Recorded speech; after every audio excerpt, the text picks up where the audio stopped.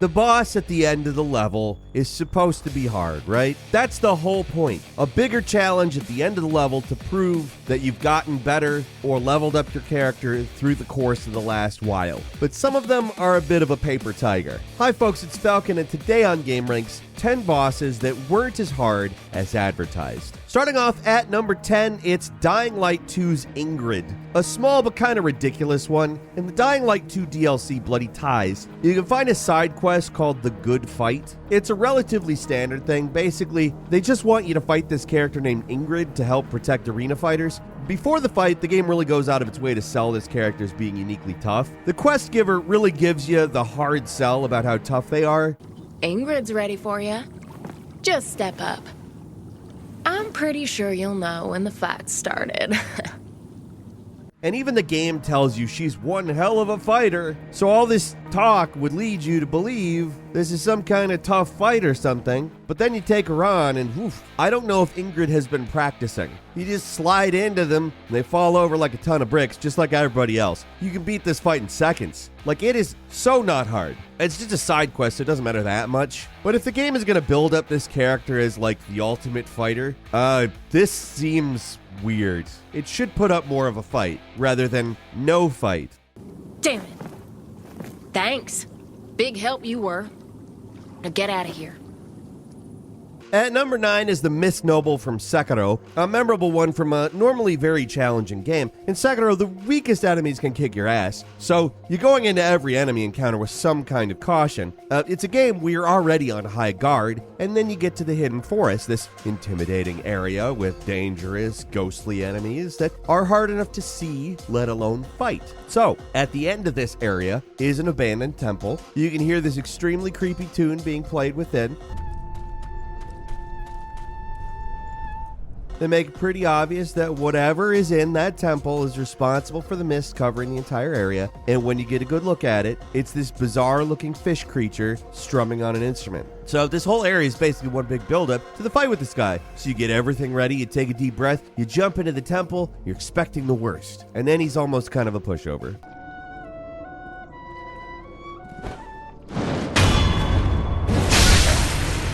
He can barely fight you, just takes a few hits to take him down. There's all this build-up, basically a big joke. For one brief moment, the game gives you a break with an intentionally easy boss. It's a rare mercy in a game with very little mercy to spare. And number 8 is Professor Nakayama from Borderlands 2, encountered in the third Borderlands DLC, Sir Hammerlock's Big Game Hunt. At this point, players are pretty accustomed to how things are going to go. They introduce a new bad guy, in this case Professor Nakayama, who threatens you throughout the DLC story, and at the end you take him on a climactic boss fight. Standard Borderlands stuff, it's how the previous 2 DLCs were handled, so it only makes sense for this one to end the same way, right? The difference here is that Professor Nakayama is pretty pathetic. He barely does anything the entire DLC and mostly just comes off like a chump, which is supposed to be the joke. You know, he's the opposite of what these DLC bad guys usually are. All this culminates in a boss fight, of course. There's the standard final boss where you fight Nakayama's monster, the Jackenstein. That's phase 1, though. Now, in phase 2, where the professor finally reveals himself, he gets a big introduction, health bar appears on screen, and then he trips on the stairs and takes damage as he rolls down it. I may just have a chance again.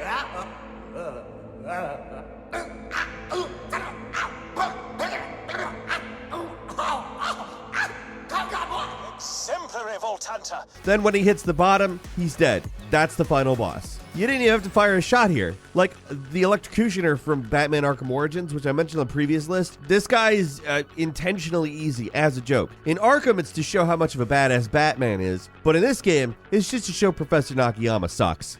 And number 7 is Absalom, the final boss of Darksiders 2. This one always stands out because the guy gets so much build-up in Darksiders 2 as your equal. In every way, he's basically just the main character, Death, but bigger and tougher looking. So it seems like the final battle should be pretty epic. The setup's there. You face the guy in the Wall of Souls. He plans to recreate the realms in his image. It should have been Dante versus Virgil, but instead, it's Dante versus Virgin. Cue the rap battle. Oh, meme. He is not hard. Actually, let me rephrase that. I just called him a virgin. He's not difficult. I realize we're now a little bit deep into this virgin insult. Anyway, by the time pretty much everybody gets to Absalom, they're overpowered. Even when I was intentionally trying not to be too strong, I was still too tough for this guy. The embarrassing thing is he fights you like it should be a brutal encounter, but his attacks barely scratch you. He's just super weak, and it makes for a real anti-climax of a final boss. Get it? Oh, I set this one up good. I was kind of hoping the remaster would beef him up a little bit, though, but he's not. He's still a total chump.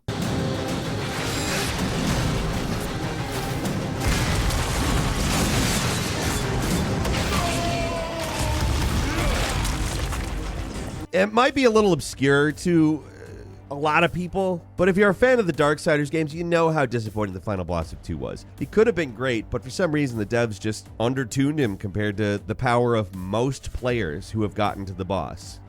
And number 6 is Dracula from Castlevania II Simon's Quest, the Lord of Darkness, the Master of the Demon Castle, and simply the Dragon. These are a few of the names that are given to Dracula in the Castlevania series. Master of the Demon Castle sounds so much cooler than the Dragon. Hey, I'm the Dragon. Aren't you Dracula? Isn't Dracula a scarier name than the Dragon? A guy calling himself the Dragon is not a scary man. He's a Will Ferrell character. For the most part in this series, Dracula's a big pain in the ass. Teleports around, spits fireballs at you, etc. But in Simon's Quest, he doesn't really match up to expectations. Arguably, the entire game of Castlevania 2 is a build-up to the fight with Dracula. The entire premise of the game is you're cursed by Dracula after killing him in the first one, and the only way to stop it is to collect the remains of Dracula, return them to Castlevania, revive him, and destroy him for real. There's a lot of build-up to the final encounter, too. The final castle is empty and abandoned, so the climax is resting on this boss fight. You go to the altar room, you place all the pieces, you revive Dracula. Should be an epic fight, right? But he kind of just floats there like he's bored.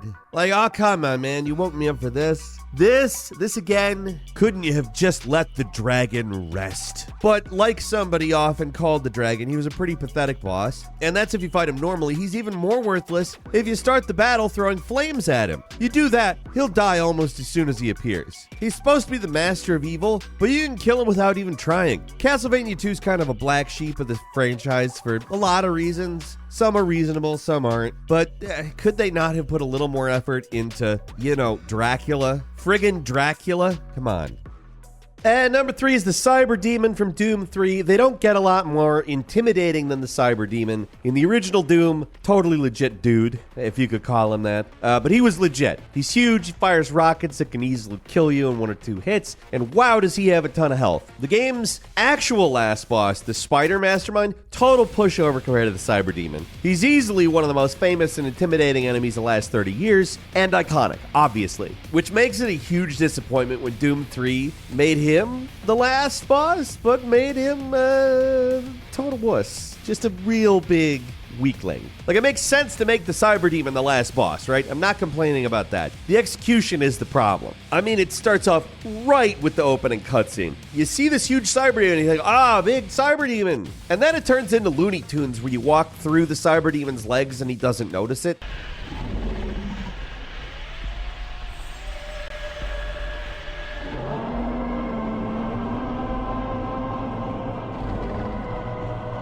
So much for Hell's Mightiest Warrior. The fight, somehow worse than that, though. It's a puzzle fight, because standard attacks are useless against this thing for whatever reason. I don't know. The only way to kill it is to hit it with the Soul Cube, a power-up you get near the end of the game that can be deployed after killing enough enemies. So, final boss, you don't actually fight it. You just go around and fight a bunch of weak enemies to charge up the Soul Cube. So you're barely even paying attention to the Cyber Demon. Takes 4 hits from the Soul Cube, and it's done. That's it. You're Cyber Demon-less. It should have been way better, but it just unfortunately followed the same trend of the Doom 3 bosses being pretty weak and forgettable. Could have had a few new attacks or some health or, I don't know, just something to make him a worthwhile final boss. But instead, he's easily the worst in the whole franchise, and yes, that includes the Icon of Sin from Doom 2.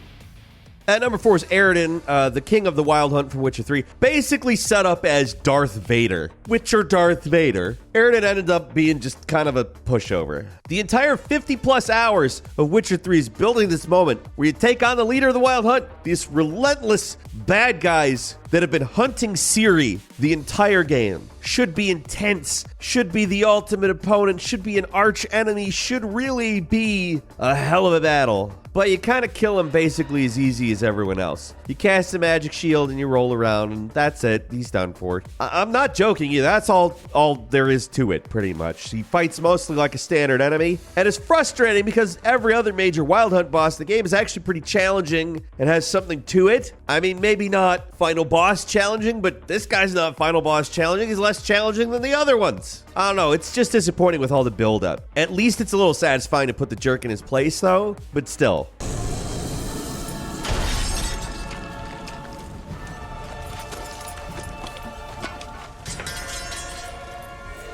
At number 3 is the Beast from Infamous 2, a guy that is all build-up. Your first encounter with him is during the prologue. He memorably destroys Empire City, and the entire game shows his path of destruction as he heads down the eastern seaboard, destroying everything. As far as superhero villains go, he's like threat level Omega. He's up there with Galactus or something as like an end-of-the-world threat, and it seems like there's almost nothing you can do to stop him. That's how he's sold. Like near the end of the game, the good guys steal a nuclear bomb, fire it at the Beast, and it doesn't even slow him down. So you're like, oh wow, if you nuke him, it doesn't do anything. So this final boss fight's gonna be tough, right? And to be fair, that basically sets up anything you can do as a disappointment. Now I do want to say, it's not terrible. Some of these are pretty bad, but this one's not terrible. It's at least fun, but like, you just nuked him. So when he's kinda slow and predictable sometimes, and his deadly attacks aren't really that difficult to deal with, you're kind of thinking repeatedly,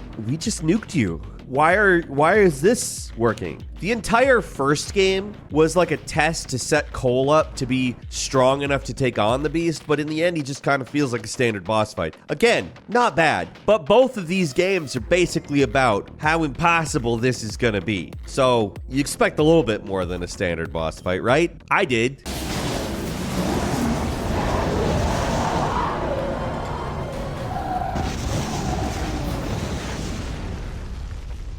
At number 2 is the Black Hand of Sauron and Sauron from Middle-earth's Shadow of Mordor. A twofer, 2 bosses, go down like chumps. Shadow of Mordor is a game remembered for a lot of things, but its story is not one of them. The main goal is to take down Sauron's generals, the last one being the boss, the Black Hand of Sauron. At the end of the game, you storm the Black Gate to take him down, but before you get there, you gotta finish off the orc that the game selects as your nemesis. Little did people know that random orc battle was actually the final boss. When you actually encounter the Black Hand, he immediately kills himself rather than fight you, which summons Sauron to appear. Okay, fine, I guess. Bit of a disappointment. Black Hand you think would be something, but it's Sauron, right? This is gonna be an awesome fight. Wrong! It's a QTE battle. It's short, it's not sweet, and I don't know what the hell this is.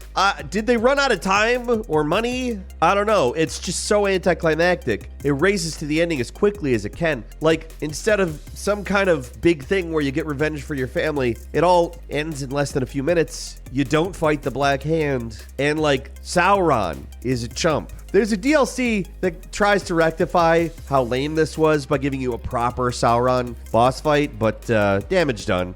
And finally at number 1, Calamity Ganon from Breath of the Wild. A lot like the Beast from Infamous 2, Calamity Ganon gets built up a lot. It's an unstoppable force that completely decimated Hyrule in the previous age, an unstoppable demon of hatred that entire armies along with 4 divine beasts can't beat. So, you have a blue tunic. I mean, that's a bit of an exaggeration for how little you have, but you're not an army. You can actually try to take him on at the start of the game, but he'll most likely destroy you. That's the one saving grace of this guy compared to a lot of the other bosses on this list. At least there's a conceivable way for this to be challenging, but for most players, that's not what happened. They get the Master Sword, they free the Divine Beasts, and when they actually went and fought Ganon at the end, he was pretty easy. His final form also somehow easier. Basically, all you have to do is shoot some arrows at his glowing weak spots while he stands there. You'd think the guy'd put up a little bit more of a fight. Got calamity in his name, caused a calamity, basically is the apocalypse in this world. But no, you play the game the way it's meant to be played, and he's one of the easiest final bosses in the entire Zelda series, and that's saying a lot. And that's all for today. Leave us a comment, let us know what you think. If you like this video, click like. If you're not subscribed, now's a great time to do so. We upload brand new videos every day of the week. Best way to see them first is, of course, a subscription, so click subscribe. Don't forget to enable all notifications, and as always, we thank you very much for watching this video. I'm Falcon. You can follow me on Twitter at Falcon the Hero, and we'll see you next time right here on Gameranx.